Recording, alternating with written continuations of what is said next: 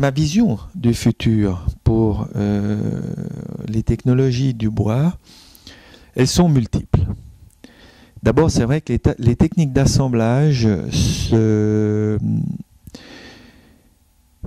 modernisent en permanence. Donc on a de plus en plus de possibilités de pouvoir construire avec des grandes portées. Ça veut dire que le bois a un immense marché sur les structures à grande portée, telles que ponts, passerelles, grandes salles polyvalentes ou ouvrages emblématiques. Je pense au fameux projet qu'a lancé Jean Nouvel pour reconstruire ou construire le Louvre d'Abu Dhabi. Et il a dessiné un immense dôme de 180 mètres de diamètre pour couvrir ce musée. Eh bien, le bois aujourd'hui répondrait parfaitement au cahier des charges pour réaliser ce dôme. Alors que 180 mètres de portée, il y a encore 10 ou 15 ans, ça paraissait extrêmement complexe. Le deuxième volet, c'est évidemment pour le futur, l'assainissement des bâtiments pour rentrer dans ces économies d'énergie drastiques auxquelles on doit répondre. Et là, le bois, de nouveau, a un développement fulgurant en matière d'isolation. On fabrique aujourd'hui des isolants à base de fibres de bois qui sont les isolants les plus performants au monde. Donc là aussi, un nouveau marché absolument exceptionnel qui s'ouvre au bois. Troisièmement, la légèreté du matériau en fait on pourrait dire le matériau incontournable pour surélever les villes ou les immeubles de la périphérie des villes, donc répondre de façon crédible à la crise du logement à laquelle nous sommes confrontés aujourd'hui. Voilà un petit peu comment je le vois dans la construction.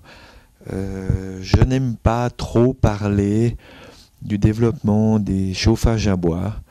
Je pense, bon, ok, on compacte les déchets pour en brûler une partie, mais il ne faut pas qu'on utilise principalement la forêt pour en faire du bois de feu. Il y a des entrepreneurs ou des ingénieurs en Suisse qui ont mis au point des systèmes étonnants. Il existe aujourd'hui des systèmes pour construire des dalles avec des éléments entièrement préfabriqués en bois. Quand je parle de dalles, avec des performances absolument équivalentes au béton armé, par exemple. Tous ces systèmes ne cessent d'évoluer. Et je dis toujours, la Suisse reste leader en Europe avec l'Autriche. Il faut aussi rendre à César ce qui est à César. Les Autrichiens ont aussi des techniques tout à fait extraordinaires. Mais on peut dire qu'on fait partie des leaders en Europe en matière de technologie bois. Ça veut dire que notre technologie s'exporte.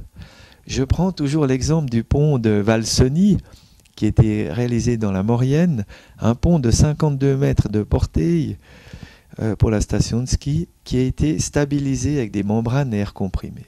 C'est une première mondiale. Et ça veut dire que cette technologie à 100% helvétique s'est exportée en France, a démontré qu'elle était parfaitement concurrentielle sur les coûts, puisqu'on a pu réaliser ce pont 20 à 30% moins cher qu'un pont en béton classique ou un pont en structure métallique classique. Et puis que finalement, c'est aussi du mélèze suisse qui est parti en France, alors qu'on était plutôt habitué à vivre le contraire. Donc, tant que nous serons à la pointe de la formation, avec une vraie formation de pointe, mais aussi des centres de recherche à la pointe, eh bien, je crois que la technologie bois en Suisse a des beaux jours devant elle, et en Europe en particulier.